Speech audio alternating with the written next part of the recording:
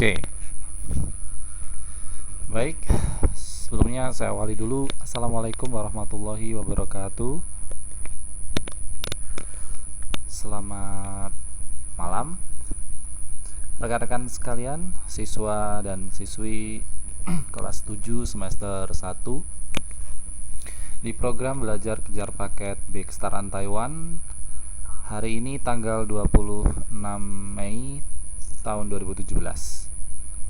Ya, saya ucapkan selamat datang dan selamat berjumpa kembali dengan saya selaku guru atau tutor mata pelajaran ilmu pengetahuan sosial untuk kelas 7 semester 1 ini. Sebelumnya saya mohon maaf bahwa malam hari ini saya tidak bisa mengajar secara langsung, secara online seperti biasanya, karena malam hari ini tepat tanggal malam 1 Ramadan ya. Jadi saya ada kegiatan di masjid rumah saya. Sebenarnya sholat taraweh itu selesai pukul setengah 10 ya, setengah 10 waktu Taiwan, atau kalau di sini jam 8 tuh sebenarnya sudah selesai. Cuman karena hari ini adalah hari malam pertama untuk sholat tarawih, jadi saya ada acara untuk meeting atau rapat musyawarah dengan takmir masjid dan seluruh remaja masjid di dekat saya, di daerah saya, untuk membahas tentang atau mendiskusikan tentang program-program yang akan berlangsung secara serentak ya, secara rutin di bulan Ramadan. Jadi istilahnya ada meeting checking terakhir begitu ya, karena akan ada banyak sekali yang dibahas dalam musyawarah tersebut, termasuk sholat tarawih, kemudian penceramah, sholat subuh, kemudian kegiatan-kegiatan di dalamnya ada tadarus Al-Quran, kemudian lomba-lomba untuk anak-anak TPA. Jadi mohon maaf sekali walaupun sudah diundur jadwal mengajar untuk proses pembelajaran selama bulan Ramadan, yaitu pukul setengah 10 malam. Tapi untuk malam hari ini saya berhalangan untuk mengisi di kelas kalian ya, kelas 7 semester 1 ini, dikarenakan saya harus menghadiri rapat atau musyawarah dengan takmir masjid dan remaja masjid yang lainnya. Untuk itu saya memiliki inisiatif menerangkan atau membuat video rekaman terlebih dahulu. Nah, ini saya rekamkan waktu sore tadi sore sebelum maghrib ya, supaya teman-teman sekalian bisa tetap masuk kelas tidak kosong, dan saya tidak punya utang. Jadi ya, apapun kendalanya kita tetap cari solusi bersama-sama mana yang terbaik, dan sebisa mungkin saya akan tetap bertanggung jawab untuk mengajar di kelas kalian. Saya rasa sama saja ya dengan kelas online ya, begitu. Dan saya harapkan teman-teman sekalian partisipasinya secara aktif tetap saya minta dalam hal ini, walaupun kita tidak langsung bertatap muka dan saya tidak bisa melihat teman-teman sekalian langsung berkomentar atau memberikan interupsi kepada saya, respon kepada saya terkait dengan pengajaran pada malam hari ini. Tetapi jangan khawatir, saya tetap menerima respon, pendapat, komen dari kalian. Apabila ada pertanyaan, ada hal-hal yang tidak dipahami dalam proses pembelajaran ilmu pengetahuan sosial ini, silahkan nanti bisa kontak saya ataupun bisa komentar di YouTube. Jadi di YouTube, di bawah video ini nanti, karena video ini akan saya uploadkan ke YouTube, jika kalian sudah bisa menyaksikan di YouTube, di bawah video ini nanti akan ada link komentar, di mana teman-teman sekalian bisa berkomentar atau memberikan pendapat atau mengajukan pertanyaan semau kalian. Artinya yang tidak kalian pahami terkait dengan penjelasan saya, itu bisa kalian tanyakan di kolom komentar YouTube ini ya, begitu. Sehingga nanti tetap ada feedback dari saya, akan ada klarifikasi dari saya, ada penjelasan lanjutan dari saya terkait dengan pertanyaan-pertanyaan atau komentar-komentar yang kalian berikan kepada saya. Untuk itu, itulah sebenarnya esensi dari kegiatan pembelajaran untuk program ini ya.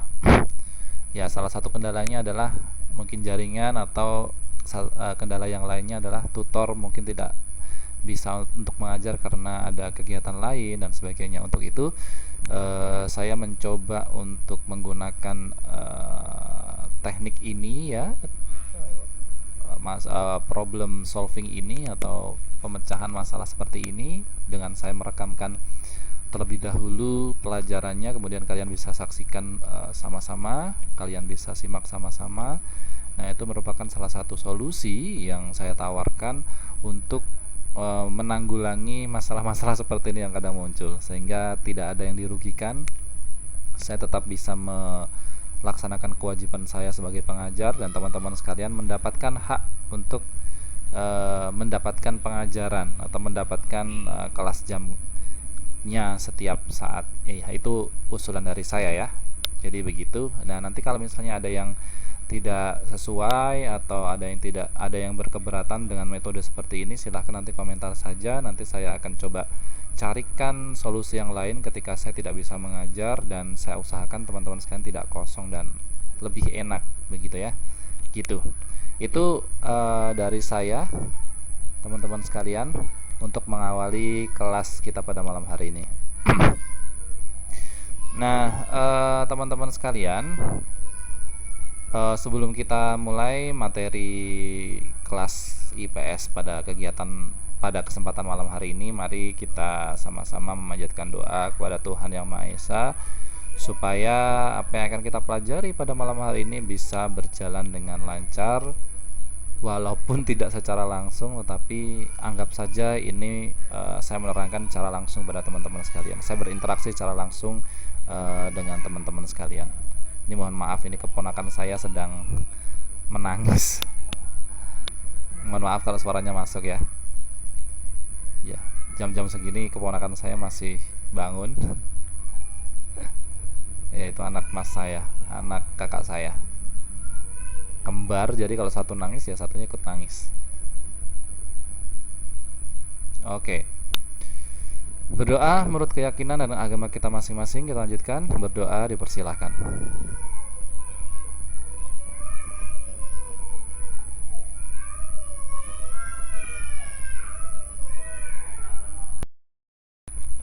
Oke, berdoa selesai. Terima kasih. Mudah-mudahan apa yang akan kita pelajari pada kesempatan malam hari ini bisa berjalan dengan lancar, tertib, dan teman-teman sekalian bisa mendapatkan manfaat dari apa yang akan saya sampaikan ya pada kesempatan pelajaran IPS tanggal 26 Mei tahun 2017 malam hari ini. Ya. Baik. Kesempatan minggu yang lalu kita sudah membahas tentang keadaan alam di Indonesia ya. Oh, tidak. Kita membahas tentang ini ya, tentang kondisi fisik, tentang letak wilayah dan pengaruh keadaan wilayah atau letak wilayah itu bagi alam Indonesia. Nah, pada malam hari ini kita akan malah hilang. Sebentar.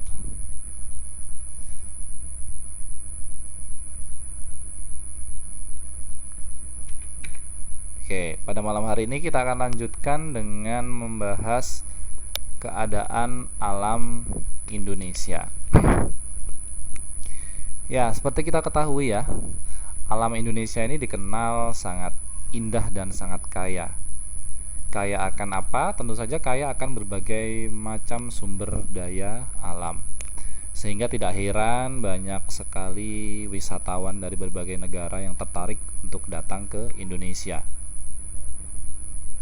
Ya, semakin lama ya, semakin berkembangnya waktu, kegiatan pariwisata di daerah-daerah seperti Bali, Yogyakarta, Lombok, dan lain sebagainya itu semakin berkembang, sehingga para wisatawan pun banyak sekali datang ke daerah-daerah seperti Bali, Yogyakarta, Lombok tersebut untuk sekedar merefreshkan pikiran, atau berwisata mendatangi tempat-tempat seperti itu, sehingga dengan adanya datangnya wisatawan dari berbagai macam wilayah atau dari berbagai macam negara tersebut, itu bisa mendatangkan keuntungan ekonomi yang tidak sedikit, artinya besar keuntungan ekonominya.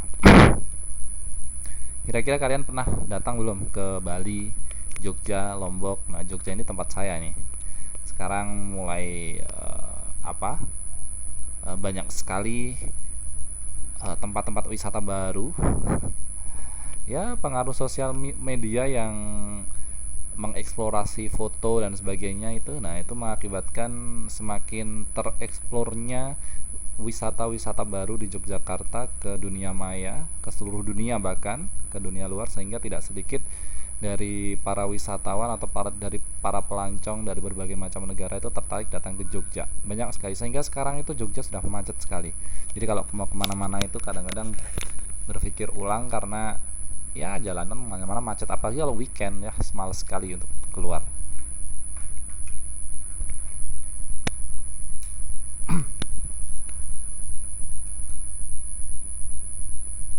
Ya, jadi kalau weekend itu jadi males sekali untuk keluar rumah.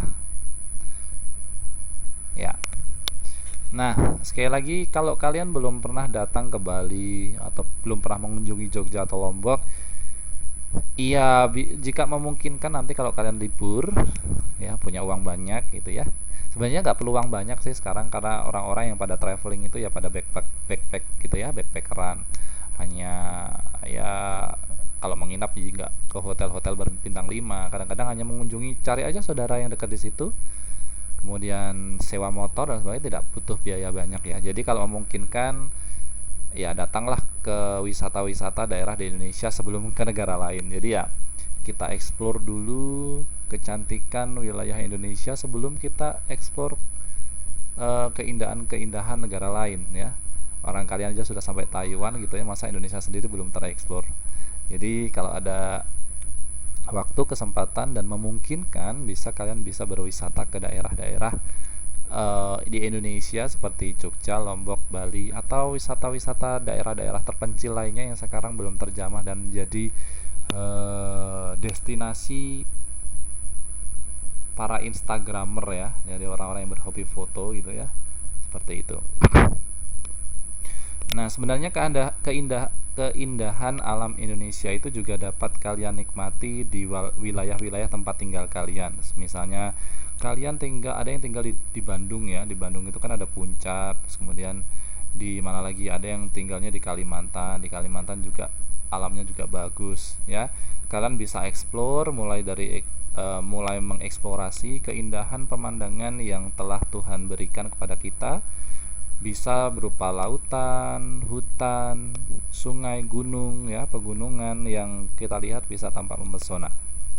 Ya, ingatlah, keindahan tersebut tidak semuanya negara memilikinya. Banyak negara yang sebagian wilayahnya hanya berupa pasir, hamparan es, hanya padang rumput dan lain sebagainya. Jadi kalau kita lihat, Indonesia punya semuanya, dari sungai, hutan, gunung, danau, laut, pantai gitu ya. Jadi kita patut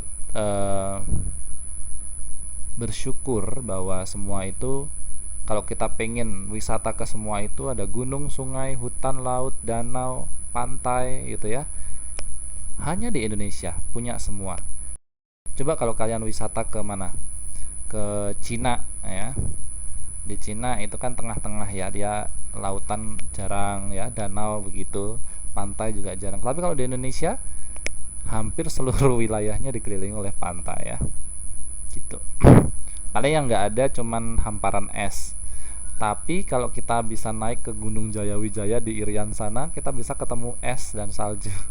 Karena puncak Jayawijaya itu puncak tertinggi di Indonesia ya, yang dataran tingginya diselimuti oleh salju. Oke.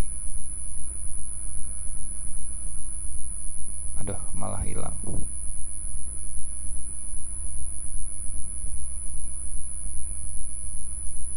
Oh, ini kenapa sih?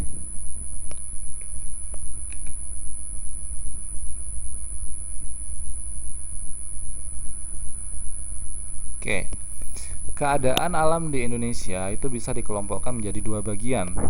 Yang pertama, jika dilihat dari keadaan fisik, wilayah, serta keadaan flora dan fauna. Ya, jadi keadaan alam di Indonesia itu bisa dikelompokkan menjadi dua bagian, yaitu keadaan fisik dan juga keadaan flora dan fauna. Flora itu tumbuh-tumbuhan, fauna itu binatangnya. Jadi bisa dilihat dari keadaan penampakan fisik yang bisa kita lihat dan juga keadaan tumbuhan dan faunanya. Nanti kita bisa lihat ciri-cirinya. Nah, keadaan fisik itu bisa terdiri dari terdiri dari keadaan iklimnya dan bagaimana keadaan bentuk muka bumi atau kondisi secara fisiografis, serta bisa dilihat juga dari jenis tanahnya. Sementara keadaan flora dan fauna itu bisa dilihat dari jenis-jenis keragaman dan di mana tempat hidup atau tumbuhnya. Nah, itu bisa nanti kita bahas di bawah. Yang pertama adalah keadaan iklim Indonesia. Seperti yang sudah kita bahas kemarin ya, menurut letak astronomi ya, Indonesia ini berada di wilayah tropis, sehingga membuat iklim Indonesia itu juga beriklim tropis. Nah, apa itu ciri-ciri dari iklim tropis? Nah, iklim tropis itu merupakan iklim yang memiliki suhu udara yang tinggi sepanjang tahun. Jadi dia tidak ada bedanya mau musim hujan, mau musim kemarau. Jadi sepanjang tahun itu memiliki suhu yang rata-rata. Jadi tidak seperti Taiwan ya. Kalau Taiwan itu kan ada 4 musim. Ada musim dingin, musim panas, musim semi, ada musim gugur, dan suhu rata-ratanya juga berbeda antara musim satu dengan musim yang lainnya. Nah, kalau di Indonesia ini beda. Kalau di Indonesia ini suhu rata-ratanya ada sepanjang tahun dan sama. Dan bisa dibilang suhu udaranya relatif tinggi sepanjang tahun dengan rata-rata tidak kurang dari 18 derajat, yaitu sekitar 27 derajat Celcius itu suhu rata-rata. Jadi antara 18 hingga 27 derajat Celcius itu suhu udaranya. Kalau di Taiwan kan kalau musim dingin bisa sampai 9 derajat, 8 derajat gitu ya. Tapi kalau di Indonesia itu suhu rata-ratanya tidak kurang dari 18, bisa paling rendah itu 18 ya, 18 hingga 27 derajat Celcius. Di daerah tropis tidak ada perbedaan yang jauh yang tadi sudah saya sampaikan antara musim hujan dan musim kemarau. Jadi suhunya tetap relatif sama. Kondisi ini berbeda dengan daerah lintang yang suhunya berbeda sangat antara musim dingin dan musim panas. Suhu musim dingin bisa mencapai minus 20 derajat atau lebih, sedangkan pada musim panas bisa mencapai 40 derajat Celcius. Jadi kita patut bersyukur kita hidup di negara yang dia memiliki suhu rata-rata bisa diterima ya. Tidak terlalu panas, tidak terlalu ekstrim, dan tidak terlalu dingin. Ciri-ciri yang lainnya adalah pembagian waktu antara siang dan malam itu sama, sekitar 12 jam lamanya. Jadi siang 12 jam, malam juga 12 jam. Beda dengan Taiwan ya. Kalau di Taiwan itu kalau musim dingin itu siangnya pendek, bisa hanya dengan 7 jam atau 8 jam gitu ya, sudah malam lagi, malamnya panjang. Berbeda dengan musim panas, kalau di Taiwan siangnya lama. Seperti sekarang musim-musim puasa ini, musim-musim panas di Taiwan sana, bisa-bisa hari-harinya tuh sangat panas ya, hari-harinya lama. Nah, di Indonesia iklimnya itu dipengaruhi oleh 3 jenis iklim, yaitu iklim musim, iklim laut, dan iklim panas. Nah, apa bedanya Pak? Oke, saya jelaskan. Iklim musim itu iklim yang dipengaruhi oleh angin musim yang berubah-ubah pada periode tertentu. Biasanya perubahan angin musim ini terjadi selama kurang lebih 6 bulan sekali. Jadi kalau 1 tahun berarti ada 2 angin musim yang berbeda, begitu ya. Kemudian iklim laut. Nah, hal ini terjadi karena Indonesia ini memiliki wilayah laut yang luas, sehingga menimbulkan banyak sekali penguapan dan akhirnya mengakibatkan terjadinya hujan. Jadi dipengaruhi oleh iklim laut juga. Kemudian iklim panas, ya. Iklim panas ini terjadi karena Indonesia berada di wilayah tropis. Suhu yang tinggi mengakibatkan penguapan air laut yang tinggi juga, sehingga berpotensi untuk terjadinya hujan. Jadi ada 3 hal yang mempengaruhi iklim tropis yang di Indonesia, yaitu adanya angin musim yang berubah-ubah dalam periode 6 bulan sekali, kemudian keadaan laut yang mengitari Indonesia, kemudian juga karena panas yang sangat tinggi sepanjang tahun, sehingga kondisi laut yang mengelilingi Indonesia itu banyak mengalami penguapan dan juga mempengaruhi hujan. Nah, ini tadi yang saya sampaikan bahwa kondisi keadaan laut tersebut, ya, kondisi iklim tersebut berdampak pada tingginya curah hujan di Indonesia. Ya. Nah, kondisi curah hujan ini juga ditunjang dengan penyinaran matahari yang cukup membuat Indonesia itu sangat cocok untuk pertanian, sehingga mampu memenuhi kebutuhan penduduk akan pangan. Jadi kondisi hujan yang terus-menerus terjadi di Indonesia sepanjang tahun ini, ya, ini sangat cocok sekali digunakan negara Indonesia itu sebagai negara pertanian, ya. Nah, hal yang menarik bagi Indonesia itu adalah adanya angin muson, di mana angin muson ini adalah angin yang terjadi karena perbedaan tekanan udara antara samudra dan benua. Jadi hal ini yang mengakibatkan Indonesia itu mengalami musim kemarau atau musim hujan. Nah, pada saat samudra menerima penyinaran matahari, diperlukan waktu yang lama untuk memanaskan samudra. Sementara itu, benua lebih cepat menerima panas. Akhirnya samudra bertekanan tinggi dibandingkan dengan benua, maka bergeraklah udara dari samudra ke benua dan menimbulkan hujan. Nah, seperti ini. Nah, yang pertama adalah angin muson barat. Angin muson barat ini adalah angin yang bergerak dari, ya, benua Asia di sini, ya, Samudra Pasifik ke Australia.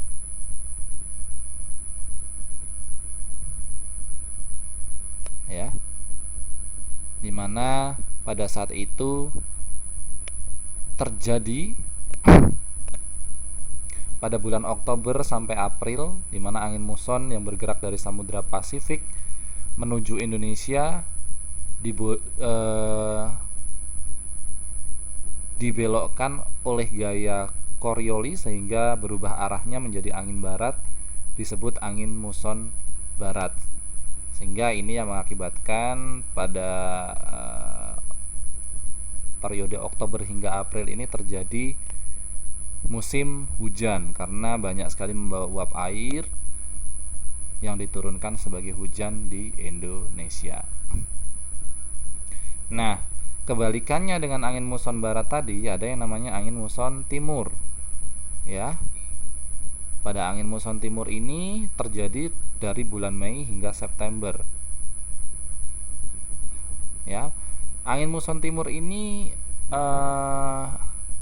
bergerak dari benua Australia menuju benua Asia yang melewati Indonesia, dan di sini karena benua Australia itu konsistensinya 2/3-nya itu merupakan wilayah yang berupa gurun, ya, dan udara yang bergerak ke Indonesia itu sangat sedikit mengandung uap air, sehingga saat itulah uap air yang dilepaskan ke udara itu sedikit, yang dibawa oleh angin itu sedikit, sehingga di Indonesia terjadi musim kemarau. Nah, seperti ini, ya. Nah, ini angin, ya, yang hitam-hitam ini yang ada arahnya ini angin. Jadi anginnya dari benua Australia. Tadi mayoritas benua Australia itu berupa gurun, lembah gitu, ya, daratan gitu. Jadi tidak tidak mengandung banyaknya uap air sehingga angin yang membawa uap air yang tidak banyak tersebut hanya hilang saja di angkasa, tidak diturunkan sebagai hujan di Indonesia, berbeda dengan angin muson barat tadi.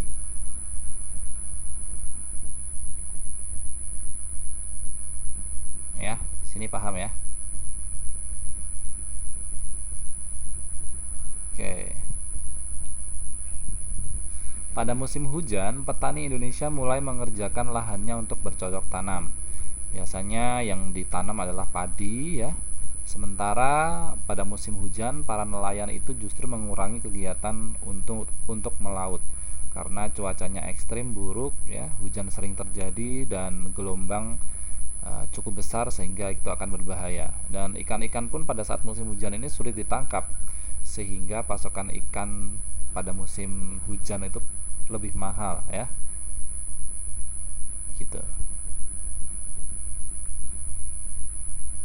Nah, berbeda dengan kegiatan di musim kemarau, sebagian petani terpaksa membiarkan lahannya untuk tidak ditanami. Karena apa? Kalau musim kemarau kan hujannya juga sedikit, terus tidak ada air di sawah-sawah sehingga padi yang tadinya membutuhkan air, tanaman-tanaman yang membutuhkan air ya tidak bisa hidup kalau tidak ada airnya, sehingga pada musim kemarau ini banyak petani yang terpaksa membiarkan lahannya untuk tidak ditanami tanaman-tanaman karena pasokan air yang menipis. Nah, ada juga yang masih bertani tetapi biasanya tidak bertanam padi ya, dengan memanfaatkan air sungai, irigasi atau sumber air buatan. Ya, biasanya digunakan untuk tanaman-tanaman yang tidak memerlukan banyak air seperti sayur-sayuran dan sebagainya. Nah, pada saat ini juga kebalikan dari tadi ya, nelayan bisa mencari ikan di laut tanpa terganggu cuaca buruk. Biasanya ikan yang ditangkap pun di musim kemarau ini lebih besar dibandingkan dengan tangkapan pada saat musim hujan.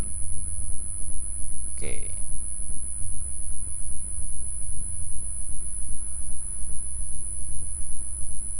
Oke. Kita lanjut ke bentuk muka bumi dan aktivitas penduduk di Indonesia. Ya, kita tahu ya bahwa Indonesia ini, negara kita ini terdiri dari lebih dari 1000 pulau ya. Di sini tertuliskan belasan ribu pulau ya. Belasan ribu pulau baik yang berukuran besar maupun yang berukuran kecil. Nah, jumlah pulau seluruhnya sampai saat ini dihitung itu ada 13.466 buah. Dan kalau diukur luas wilayah Indonesia itu mencapai 5.180.053 km persegi, yang terdiri atas daratan luasnya hampir 2 juta dan lautan itu 3 juta lebih. Ya, jadi kalau dipadukan luas wilayah daratan dan lautan itu 5 juta sekian kilometer persegi ya. Jadi ya seperti ininya ya, kita lihat lagi dari wilayah daratan di bumi. Jadi bumi itu juga daratan sama lautannya gede, lautannya luas, lautannya seperti di negara kita juga antara daratan dengan lautan itu lebih besar lautannya, luasnya. Ya, jika kita perhatikan keadaan pulau-pulau di Indonesia itu tampak adanya bentuk muka bumi yang seragam, ya, yaitu kita lihat ada dataran rendah, dataran tinggi, bukit, gunung, dan pegunungan. Nah, kita bisa lihat di mana bentuk atau sebaran permukaan bumi yang merupakan dataran rendah, dataran tinggi, dataran gunung, bukit atau pegunungan itu bisa kita lihat dengan peta fisiografi. Dimana kalau kita lihat menggunakan peta fisiografi itu akan tampak sebaran bentuk muka bumi di Indonesia itu mulai dari yang rendah sampai pegunungan itu akan kelihatan.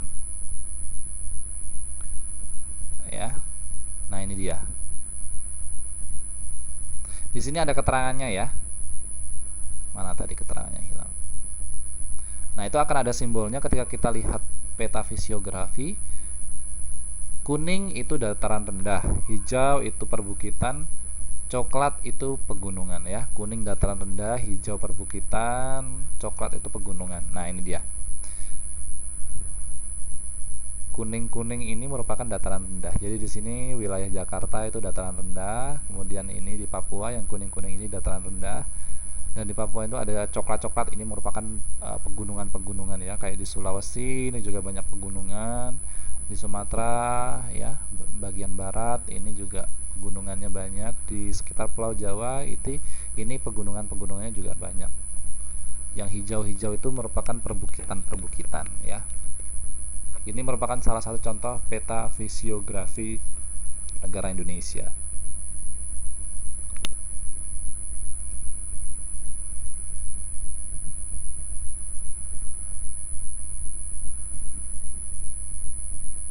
Ya, kita lanjut. Secara umum ya, setiap bentuk muka bumi itu menunjukkan pola aktivitas penduduk yang berbeda-beda antara satu daerah dengan daerah lain. Jadi kita bisa bayangkan misalnya pola aktivitas penduduk ya, misalnya lapangan pekerjaan saja daerah dataran rendah dengan dataran tinggi tentu saja akan berbeda. Nah, itu kenapa kalimat ini disertakan di sini. Jadi secara umum setiap bentuk muka bumi itu menunjukkan pola aktivitas penduduk yang berbeda-beda. Misalnya yang pertama dataran rendah. Apa itu yang dimaksud dengan dataran rendah, Pak? Dataran rendah itu merupakan bagian permukaan bumi ya yang terletak antara ketinggian 0 sampai 200 meter di atas permukaan laut. Jadi mengukur tinggi rendahnya dataran di muka bumi itu kita ukur dari permukaan laut ya. Itu yang menjadi patokan 0 meternya dari permukaan bumi gitu. Jadi kalau kita mengukur sebuah ketinggian itu kok 0 hingga 200 meter di atas permukaan laut, itu merupakan wilayah yang masih dalam kategori dataran rendah. Biasanya pola aktivitas di dataran rendah ini masih merupakan aktivitas-aktivitas yang terbanyak, yaitu pemukiman dan pertanian. Di mana daerah dataran-dataran rendah yang ada di Indonesia, yaitu di Pulau Jawa ya. Biasanya di Pulau Jawa ini banyak sekali orang-orang menggunakan lahan-lahan digunakan untuk menanam padi ya sebagai lahan pertanian, sehingga Pulau Jawa menjadi sentra penghasil padi terbesar di Indonesia. Ada beberapa alasan juga kenapa aktivitas pertanian dan pemukiman itu berada di dataran rendah. Yang pertama, penduduk mudah melakukan pergerakan ya, atau pindah-pindah dari satu tempat ke tempat lain. Kalau di gunung kan susah ya, jalannya naik turun. Kemudian bisa dijumpai lahan subur karena dataran rendah itu merupakan jenis tanahnya jenis tanah endapan yang subur atau disebut tanah aluvial.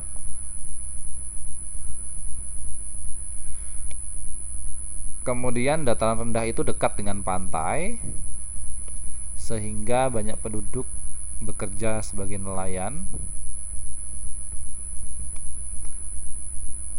Ya, kemudian daerah dataran rendah ini memudahkan penduduk juga untuk berhubungan dengan dunia luar melalui jalur laut. Itu dataran rendah ya.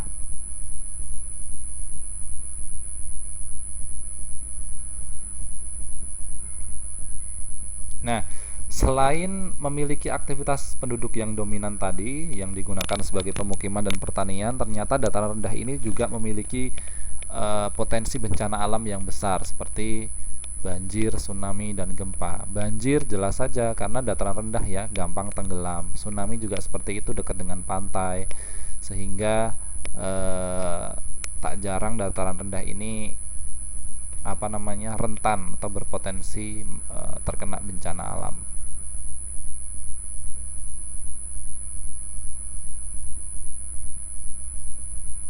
Nah, banjir itu bisa terjadi karena yang selain air sungai yang meluap atau hujan yang hujannya tinggi ya, Air tidak bisa menyerap ke tanah karena kurangnya vegetasi atau sudah padatnya pemukiman-pemukiman penduduk. Karena tadi dataran rendah itu kan identik dengan daerah-daerah pemukiman ya, sehingga banyak sekali pemukiman-pemukiman, perumahan-perumahan, sehingga air hujan tidak bisa langsung menyerap ke dalam, sehingga itu mengakibatkan banjir.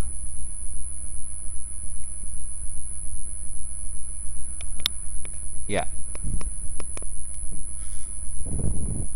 Kemudian, ya, pantai itu berada di dataran rendah, di mana pantai itu merupakan batasan antara dataran dengan laut.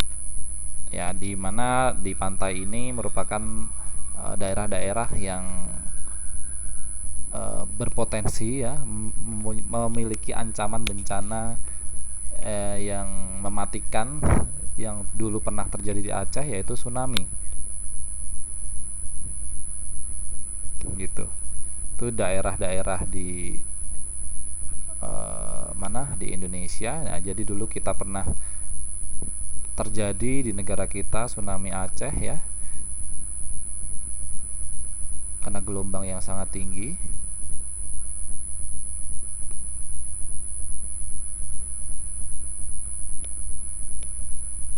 Ya, potensi bencana yang juga mengancam daerah-daerah seperti pantai atau daratan dataran rendah itu adalah gempa juga. Tetapi tidak semua wilayah yang ada di Indonesia, khususnya pantai di Indonesia, itu berpotensi gempa. Seperti pantai barat Sumatera, pantai Jawa, sampai Nusa Tenggara, itu semuanya berpotensi gempa. Nah, kalau di Kalimantan itu relatif aman ya, jauh dari pusat gempa. Begitu.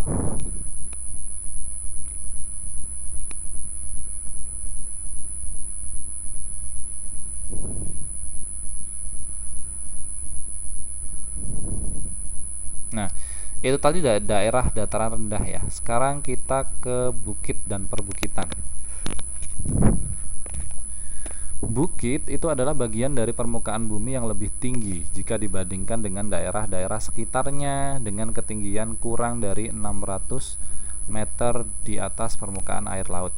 Jadi kalau dataran rendah tadi 0 sampai 200 ya. Jadi kira-kira kalau bukit itu lebih dari 200 hingga 600 meter di atas permukaan laut. Nah, kalian bisa bedakan bukit itu beda dengan pegunungan loh, beda dengan gunung. Kalau bukit itu tidak curam, artinya tidak lancip seperti gunung. Ya, perbukitan itu berarti kumpulan dari sejumlah bukit-bukit dalam satu wilayah. Itu namanya perbukitan. Ya, berbeda dengan daerah dataran rendah tadi, aktivitas pemukiman itu tersebar pada daerah-daerah tertentu dan membentuk kelompok-kelompok kecil. Kalau di bukit atau perbukitan ya, penduduk masih memanfaatkan lahan datar yang luasnya terbatas di antara perbukitan untuk tempat tinggal. Ya, biasanya mereka tinggal di kaki-kaki bukit. Jadi sangat jarang sekali mereka yang tinggal di atas bukit ya. Di mana mereka sering membangun perumahan atau tempat tinggal di mana di situ ada sumber air, bisa berupa mata air atau sungai. Ada sungai di situ, tempat permukiman penduduknya banyak. Jadi lebih gampang untuk hidup ya dengan adanya sungai. Nah, aktivitas ekonomi khususnya untuk pertanian itu dilakukan dengan memanfaatkan lahan-lahan dengan kemiringan-kemiringan tertentu. Nah, ini kalian bisa lihat gambarnya. Nah, untuk memudahkan penanaman, penduduk sering menggunakan teknik yang namanya sengkedan dengan memotong bagian lereng tertentu agar menjadi datar. Jadi mereka membuat lahan-lahan dari perbukitan itu dibuat menjadi seperti ini namanya sengkedan. Dibuat menjadi datar ya, supaya untuk bisa digunakan untuk mencegah terjadinya erosi atau longsor ya, yang terjadi karena pengikisan air. Nah, tidak sama dengan dataran rendah tadi. Aktivitas pertanian di perbukitan ini umumnya jenis pertaniannya adalah lahan kering. pertanian lahan kering ini adalah pertanian yang digunakan karena pasokan air di daerah tersebut terbatas, ya, atau biasanya mengandalkan air hujan. Pertanian-pertanian seperti ini banyak sekali terjadi di Kalimantan atau banyak sekali dilakukan di Kalimantan. Biasanya tanaman yang ditanam atau dibudidayakan adalah umbi-umbian, palawija, atau tanaman-tanaman tahunan seperti kayu dan buah-buahan. Begitu. Nah, tanaman-tanamannya seperti ini.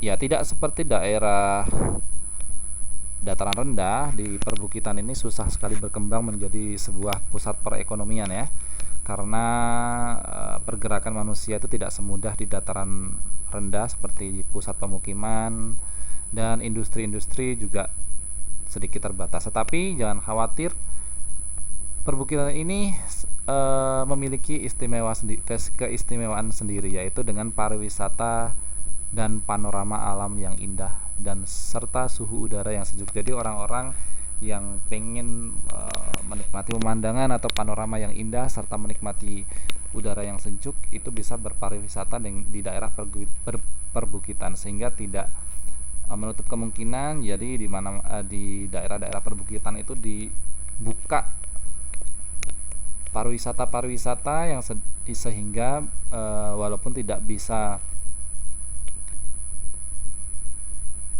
mengembangkan dari sisi pertaniannya, tetapi bisa mengembangkan dari sisi atau sektor pariwisatanya. Itu.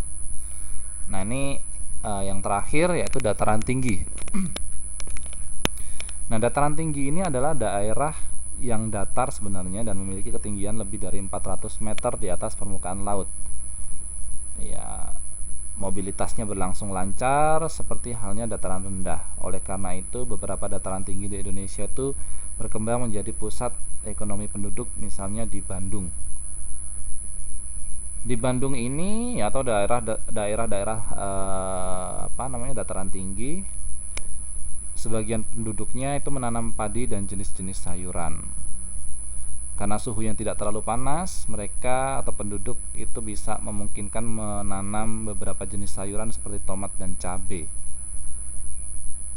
Nah, seperti tadi ya, seperti perbukitan, dataran tinggi ini juga menyajikan pemandangan yang indah serta suhu udara yang sejuk, sehingga banyak dataran-dataran tinggi ini menjadi daerah tujuan wisata dan bisa dikembangkan seperti daerah pariwisata seperti di Bandung dan di Dieng.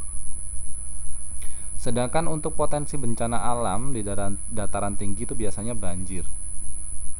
Karena bentuk muka bumi yang datar, dataran tinggi berpotensi menimbulkan genangan air, ya. Begitu, sehingga potensi untuk bencana alamnya banjir. Kemudian selanjutnya gunung dan pegunungan. Nah, ini permukaan bumi yang menjulang tinggi, ya, jika dibandingkan dengan daerah-daerah sekitarnya. Bentuknya bisa runcing dengan puncak-puncak ketinggian 600 meter di atas permukaan laut, ya, dimana kalau pegunungan itu merupakan gabungan dari gunung-gunung, ya. Itu namanya pegunungan. Nah, Indonesia sendiri kalau kita lihat memiliki banyak sekali gunung dan pegunungan. Sebagian gunung yang ada di Indonesia itu merupakan gunung berapi, sehingga daerah pegunungan ini memiliki potensi bencana alam, yaitu gunung meletus, ya, karena material yang dikeluarkan oleh gunung Merapi memberikan kesuburan bagi wilayah sekitarnya, sehingga daerah-daerah gunung ini merupakan daerah-daerah yang sangat subur sebenarnya untuk pertanian.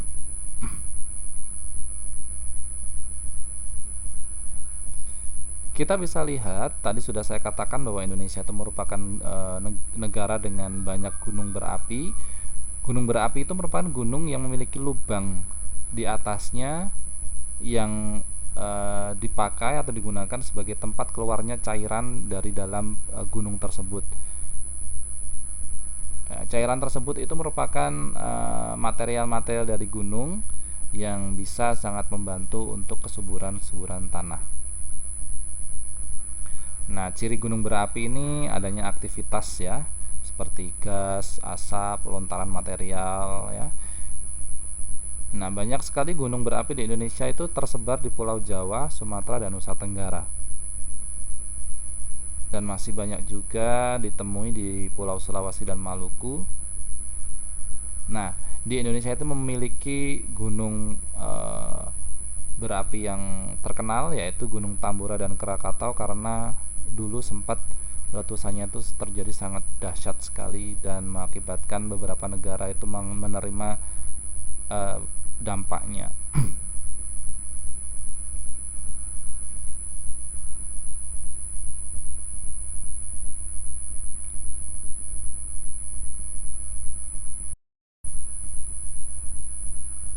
Oke.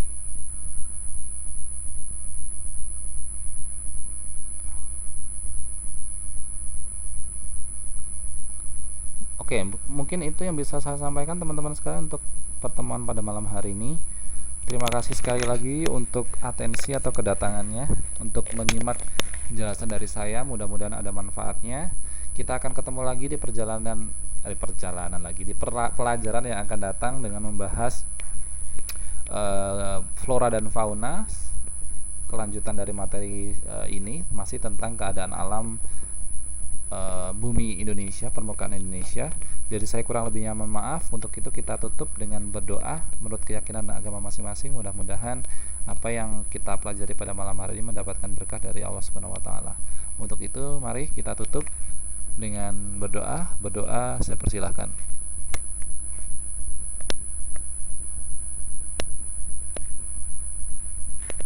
Berdoa selesai. Dari saya kurang lebihnya mohon maaf. Kita ketemu lagi di pelajaran yang akan datang, di pertemuan yang akan datang.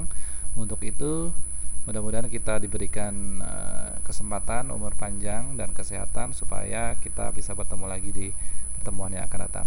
Dari saya kurang lebihnya mohon maaf. Saya tutup. Assalamualaikum warahmatullahi wabarakatuh dan selamat beristirahat. Jangan lupa besok puasa ya. Selamat malam.